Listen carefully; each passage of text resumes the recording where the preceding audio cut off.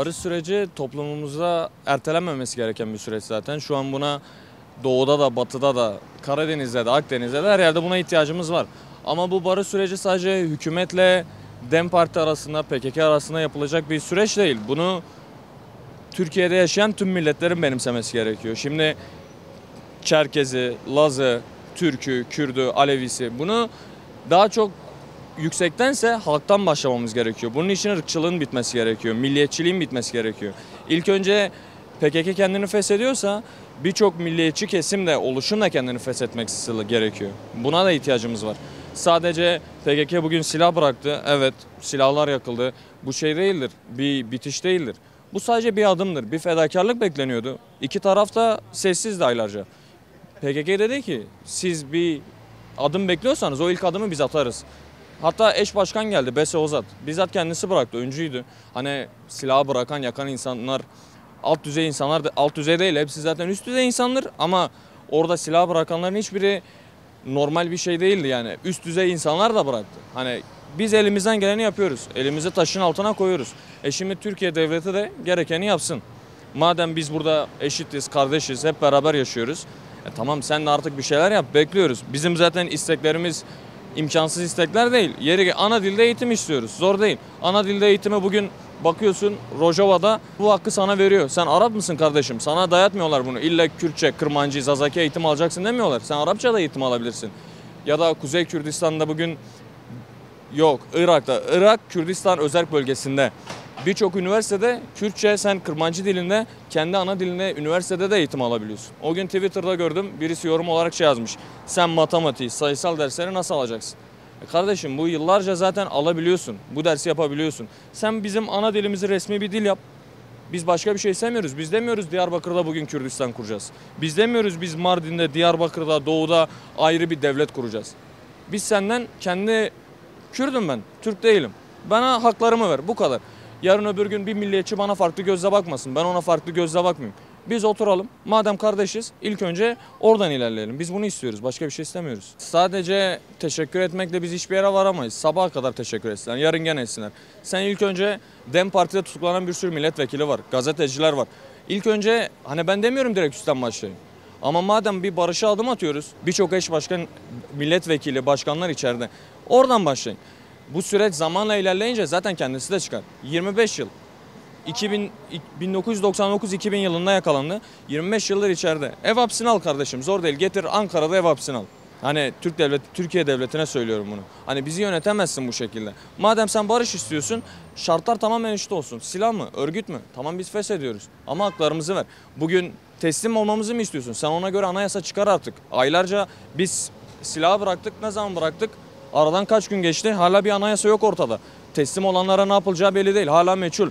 Burada birçok anne bekliyor. Çocuğu gelecek, ne olacak? Burada gene eski şeyleri mi yaşayacağız? Tekrar silah bıraktıktan sonra eski günler geri mi dönecek? PKK hiçbir zaman bir sebep olmadı. PKK bir sonuçtu. Hani biz bunun farkındayız. Sen şimdi diyorsun gel bırak. Tamam biz silah bıraktık. Abdullah Öcalan hala orada. Tamam sonuç nerede? Sen bir anayasa çıkar ki önce bu sürecin bir devamlılığı gelsin. Ahmet gençlerine benim söyleyebileceğim tek şey asimile olmasınlar hiçbir zaman. Ben burada kendim bu bir 2 yıl içinde kendim gördüm. Çoğu genç asimile olmuş. Hani bizim siyasetten uzaklaşmamız da olabilir. Çoğu gencimiz asimile olmuş. Bunun farkına varalım. Kendi özbenliğimizi koruyalım. Tarihimize sahip çıkalım. Tarihimizi okuyalım. Bir sorun yaşamayız.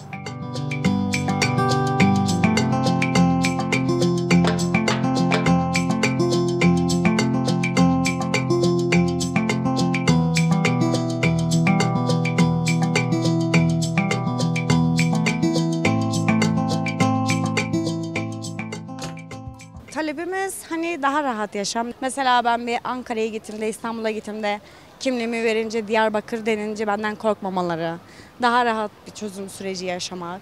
Ama gel gör ki tek kelime diyeceğim bu barış süreci dedikleri şeye asla inanmıyorum. Başka bir şey var, başka bir şey de çıkacak. Göreceğiz hepimiz. Hepimiz için hayırlı olsun. Söyledikleri ve yaptıkları eylemler tamamen soyut. Sadece söyleniyor biliyorsunuz sözde, lafta. İcraat diyorum ama icraatta hiçbir şey göremiyorum. Evet onlar silahlarını indiler, silahlarını yaktılar ama pek böyle samimi gelmiyor bana. Türkiye Millet Meclisi'nden samimi gelmiyor bana. Onlar zaten her adımı atmaya hazır. Ama Türkiye Millet Meclisi hiç sanmıyorum. Samimi görünmeleri için mesela ben Selahattin Demirtaş'ın çıkmasını istiyorum.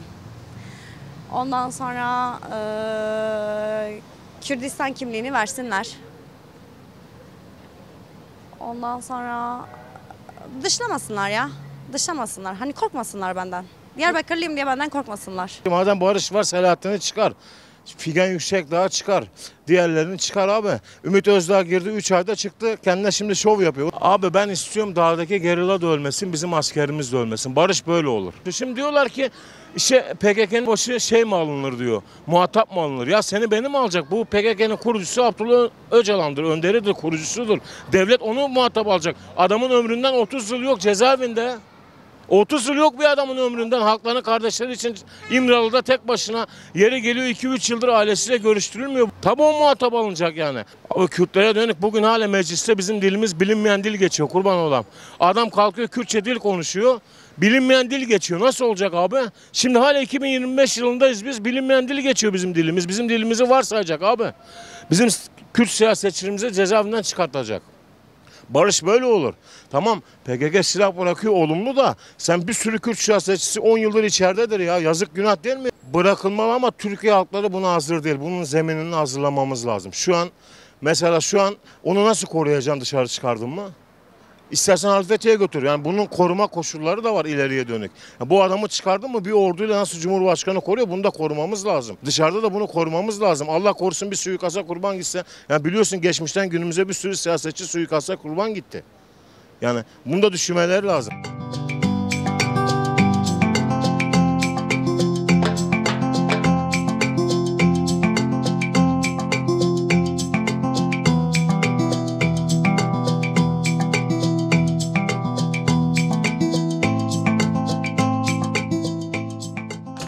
İki taraf içinde dileğim böyle barış içinde, mutlu, eşit haklara sahip güzel bir yani yaşam sürebilmek, kimse ölmeden, kimse zarar görmeden güzel, özgür ve aslında hakkımız olan hayatı yaşayabilmek.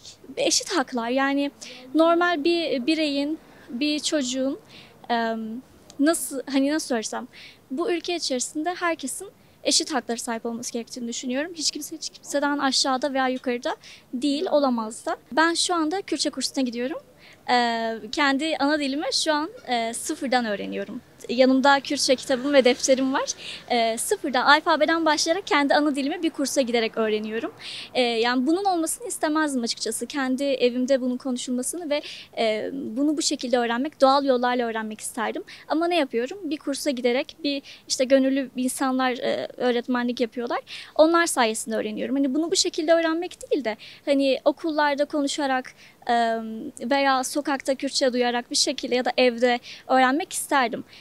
Bu da zaten en doğal hakkımızdır bence. Bu nedenle en azından bu bölgede ana dilde eğitim olması bence gerekiyor.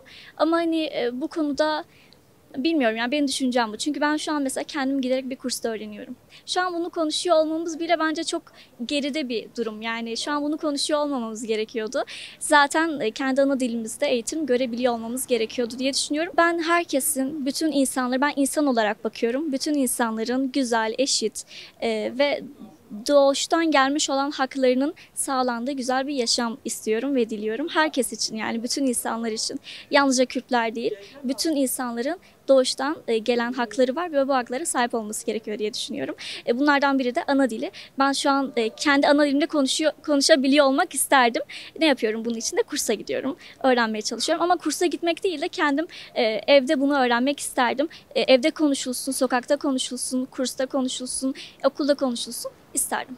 Irkçılığın olmadığı, insanların birbirini sevdiği bir şekilde demokrasi bir şey olur. Çünkü Batı tarafında Kürtlere karşı her zaman ön yargı var. Siz de bilirsiniz bunu. Bu ön yargı kırılmadığı sürece yani barışın olmasını mesela şu an silah bıraktılar. Bunu bile istemiyorlar. Yani bu kan en azından duracak bir şekilde. İşte buna bile engel oluyorlar. Çoğu kişi itiraz ediyor. Yani hep birbirimiz kendi halkımıza bunu yapıyoruz. Mesela bu barış oldu. İnşallah yani bu barış böyle devam eder. Bu süreç böyle devam eder. İnşallah daha güzel günler olur. Devlet yani devlette de şu an yani ben nasıl bir strateji yaptığını insan kestiremiyor yani onun altında belki bir şey de çıkar yani belli olmaz tabii onların stratejilerine karşı. Yani inşallah altından bir şey çıkmaz. Yani öyle umuyorum. İnşallah gerçekten güzel bir barış olur. Halkımız daha huzurlu olur. Yani en azından ekonomi düzelene kadar insanlarımız birbiriyle daha iyi anlaşana kadar inşallah böyle devam eder yani. Eğer öyle şeyler de atılırsa zaten barışın temeli zaten oluşur. Ama diğer kesim özellikle MHP'de daha fazla ülkücü olan kişiler tarafından bu itiraz edilecek. Tabii bu adımlar da olursa ana dilimizi rahatça konuşabilsek, daha güzel şeyler yapabilsek, siyasi tutukluların da serbest bırakılmasına yani daha da iyi bir adım şey olur yani. Biz isteriz ki kimse zarar görmesin, kimse şey olmasın. İnşallah bu barış böyle devam eder. Ülkemize, şehrimize, Ahmet'imize inşallah uğurlu olur.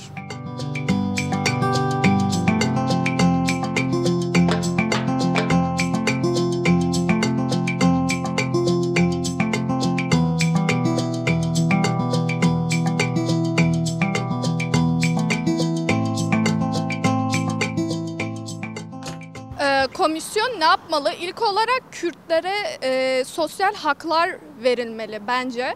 Çünkü hani seçmeli ders olarak Kürtçe var ama sadece görünürde var mesela. Ya da Kürtçe şarkıları linç hamleleri oluyor. Aktroller Twitter'da linçliyorlar mesela bunları. Bunu daha böyle bir yasal şeye oturtmak gerekiyor bence. Çünkü gidip de mesela Kürtçe bir şarkı paylaştığında sana küfredildiğinde bunu bir şikayet ettiğin zaman hakkını bulamıyorsun. Bunun için yasalar şey yapılabilir. İşte vatandaşlık konusunda anayasadaki maddeler değiştirilebilir. Hani Türkiye Cumhuriyeti şeydir, hepsi Türktür gibi maddeler yerine herkesi Türkiye'li olarak adlandırılabilir diye düşünüyorum. Eğitim sisteminin değiştirilmesi gerekiyor. Çünkü bize dayatılan eğitim sisteminde öğretilen şey hep böyle asın, kesin, vurun, siz işte Türksünüz, yaparsınız, aslansınız tarzı bir eğitim görüyoruz. Ama bunu karşı tarafa karşı dolduruşa getirerek değil de daha çok arşivlere girip Kürtlerin de Türklerle beraber kurtuluş mücadelesinde yardımcı olduğuna dair çeşitli maddeler eklenerek tarih derslerine, din derslerine çocuklarımıza eğiterek anca değiştirebiliriz. Onun dışında yapılabilecek şeyler, biz bu topraklarda hep birlikte yaşadık. Bence birlikte yaşamaya devam edebiliriz. Vallahi öncelikle yani barış gelse güzel bir şeydir ama sağlıklı bir barış, dürüstçe bir barış olsa yani biz bunu iyice karşılıyoruz. Yani bir sokak sanatçısı olarak mesela isteriz ki bizim yani Kürtçe dilimiz serbest olsun. Mesela kendi dilimizde şarkılarımızı söyleyelim. Yani okulumuz olsun, okulumuza gidelim. Ben geçen kışın mesela Elazığ'daydım. Ben orada müzik yaptım bir arkadaşla. Az daha linçlenecektim yani insanlar üstüme geldi. Halk ortaya girmeseydi beni linçleyeceklerdi. Bana dediler ki direkt sen teröristsin. Sen gelmişsin burada terör şarkıları okuyorsun. Ben orada Türkçe'de okuyorum, Kürtçe'de okuyorum, Zazace'de okuyorum. Yani böyle bir şeyin olmasını yani barışı etkileyemez yani. Irkçılıkla barış olmaz. Hani adaletli bir barış olsa, dürüstçe bir barış olsa neden istemeyelim ki? Dışarıya gitsek mesela bir şantiyede çalışan insanlarımız var. Batıya fındık toplamaya giden insanlarımız var. Yani ırkçı yaklaşımlar olmasın. Anlatabiliyor muyum? Irkçılık olmasın yani. Böyle nasıl kendine nasıl bakıyorsa Kürt'e de öyle baksın. Kürt'ün diline de saygı duyulsun. Kürt'ün her şeyine saygı duyulmasını isteriz. Barış budur yani. Barış buradan ibadettir yani. Vallahi ben yani barıştan yanayım yani. Diyorlar hani bir yıllık kötülükse hani bir günlük barış daha iyidir. Yani kötülükten yana değiliz. Irkçılıktan yana değiliz. Hani barışın sağlamasını istiyoruz. Ama son cümlem ben bakıyorum herhangi böyle bir adım yok. Barışa böyle bir adım yok yani. Ben bulamıyorum yani barış yani barışa yaklaşım bir şey bulamıyorum.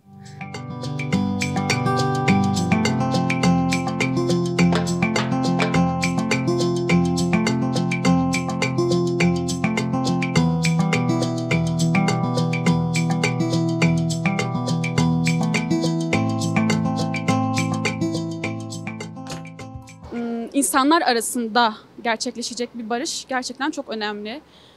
Özgürce şarkı dinlemek, ya mesela özgürce sadece şarkı dinlediği için tutuklanıp dayak yiyen gençler var İstanbul'da.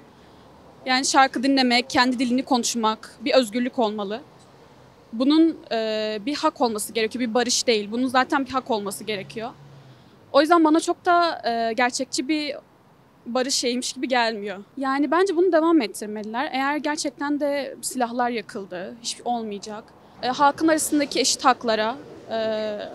hakları gözetmeleri gerekir. Herkese eşit haklar vermeleri gerekir. Ben böyle düşünüyorum. Bence toplanıp bu hakların konuşulması gerekiyor, onaylanması gerekiyor. Çünkü ana dil olarak geçiyor. Yani herkesin dinlediği şarkı, konuştuğu dil, özgürlük içerisinde olması gerekiyor. Hani onların konuştuğu dil gidip de işte sen Kürtçe konuşuyorsun, sen bilmem nelisin demek biraz absürt. Devlete insanların eşit olduğunu göstermeleri, eşit haklar vermeleri, bunu dile getirmeleri, bununla ilgili çalışmalar yapmaları gerekiyor.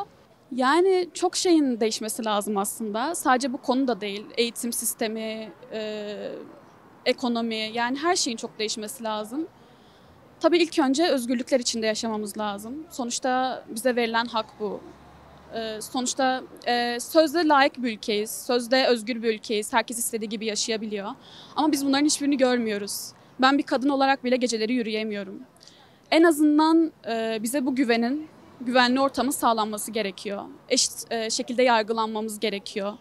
Dine, dile, ırka göre değil de eşit ortamda sadece insan olduğumuz için yargılanmamız gerekiyor. Ben böyle düşünüyorum. Ya somut adım diyorum ki ilk başta bütün mahkumları, siyasi mahkumları bırakılması gerekiyor. Sonuçta barış sağlanmış. İki tarafta ateşkes yapmamış mı? O zaman Türkiye ile Kürt'ün bir bağlantısı kalmamış. Doğru mudur? Benim düşüncemi herkes düşünür yani. Şu an hangi topluma sorarsanız sorun, ben bir vatandaş olarak diyorum. Burada siyaset falan yapmıyoruz. Sadece özgür düşüncemizi söylüyoruz. Doğru değil mi? Yani ben bunu düşünüyorum. Barış oldu mu bütün mahkumlar bırakılacak. Bu Kürtçe süreciyle böyle bir şey var. Şimdi bak benim 3 tane abim yurt dışında. Bu baskılardan dolayı hani biz batıya gittiğimizde bize Kürt dediklerimizde bizi dışlıyorlar. Nasıl mecliste dışlanıyorsak orada da dışlanıyorduk. Bundan 2 sene önce kardeşlerim hepsi şu an yurt dışında. Benim abilerim hepsi orada oturum almış. Örnek vereyim. Bu ikinci açıklamam da nasıl olacak? Kürtçe dilini abi normal Türkçe dili nasıl varsa Kürtçe dilini de aktifleştirmeleri gerekiyor yani. Mecliste olsun, okulda olsun. Bu dediğim gibi bu Kürtçeyi arkadaşlar yani topluma yaygınlaştırılması gerekiyor. Anladınız mı? Abi only barış abi bizim insanlarımız abi çok ayrımcılık yapıyorlar. Değiller Türk aile, Kürt aile böyle olmaz abi. İlk önce abi güzel din anlaşmalı olmalı abi. Anlaşarak güzel barış olabilir bence abi. Ayrımcılık olmadan güzel bir insan olabiliriz abi hepimiz. Türk aile, Kürt aile diye bir şey yok. Hepimiz eşittik abi bu dünyada. Adaletli olmamız lazım abi. Bak abi alın çalışıyor kazanıyor olan ne yapak. İnsan abi hepimiz.